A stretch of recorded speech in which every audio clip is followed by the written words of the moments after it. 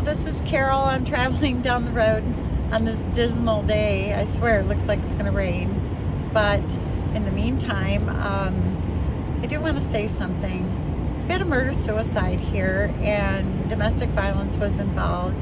He had a long history of that, and they were getting divorced, and they were legally separated.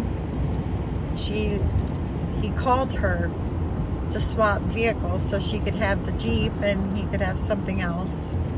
And he gets out of his Jeep, gets into her car, shoots her in the head, then shoots himself in the head, and her foot must have been on the gas pedal to get away from him just in case she had to, because I can't figure out how that car ended up hitting a ditch, but it did.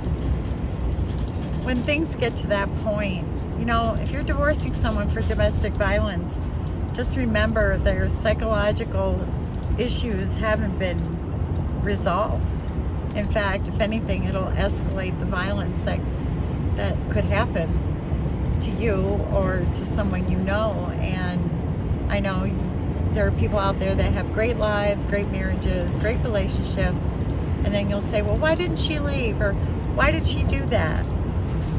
You know, you always want to be amiable in any relationship, and when a relationship goes sour, you want to be amiable anyway, because you don't want people saying, well, she was being difficult, he was being difficult, because there is two sides to every story. This story ended with leaving 3 children without a mother. This is sad. And how do you tell those children that your mother and 2 of the children that we believe were his, how do you tell those children that they'll never see them again? So you ladies out there, or you men who are being physically abused, trying to figure out a way out of your dilemma, walk out the door. Leave it all behind and walk out the door. You can be a survivor. You do not have to be a victim. And I know that's easier said than done. I've been there. I was lit on fire. I was beaten so bad my face was so black I scared small children in a grocery store. And that black skin lasted for weeks, almost 8 weeks. It took for those bruises on my face to go away. So do yourself a favor, walk away. Take what you got to have to survive. Go to a friend. Ask for help. It's out there. You just have to, either pre-plan it. I pre-planned mine 6 months prior to leaving.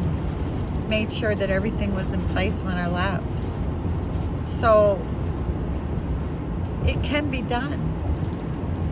Just because one day he beats you and the next day he gives you roses or jewelry or some fancy little trip doesn't mean he's changed.